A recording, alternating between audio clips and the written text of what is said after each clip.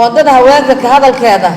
waa horta sida dastuurka hore loogu sheegay qodobka 11aad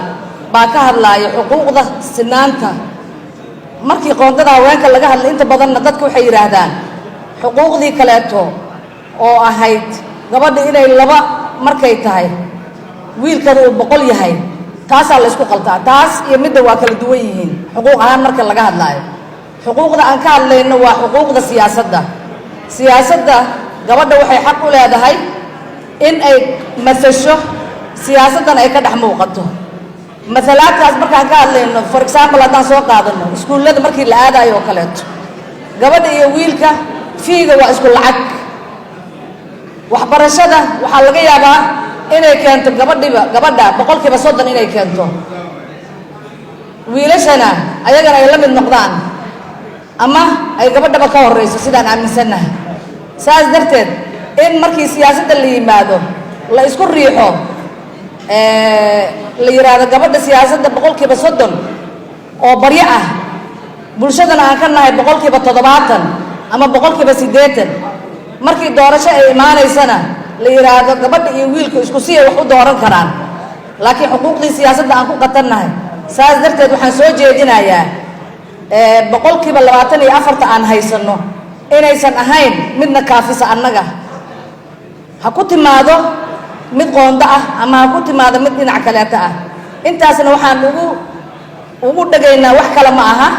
inaan ku gaarno 30% iyo wixii ka koreeyo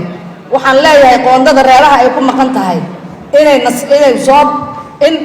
lacayimo lagana qaado qoondada meesha ay jirto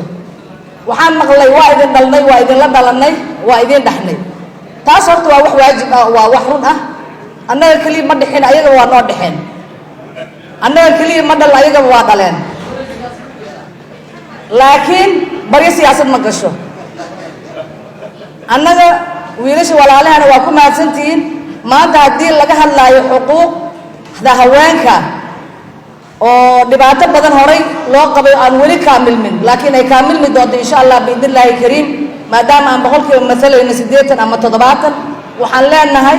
codka siyaasadda waa u wada taagannahay gabdho wax soo bartay rag wax soo bartay markii baarlamaanka laga soo qayb galay for example haddaan ka soo qabanno waxa kaliya requirement ay tahay high school qofka inuu haysto ma aha qofka inuu jaamacad ka baxo waa aragtaan magaalada markii la joogo waxa kaliya haweenka loogu talagalay inay suuqyada fariistaan ay wax iibiyaan no waa inaan siyaasadda ka dhex muuqanaa si dhab ah waa inaan ugu dhex muuqanaa waxaan idin leenahay inaad noo ansixisaan 24% aan haysano dhinacii rabtaba ha ku timaado inta dhimanna qoondada dadka ku maqan laga raadiyo haddana nala gaarsiiyo 60% ama 70 waayo tiradeenna waa ka badannahay ragga haddii aysan hayna doorashada la iska arki doonaa waan mahadsantihiin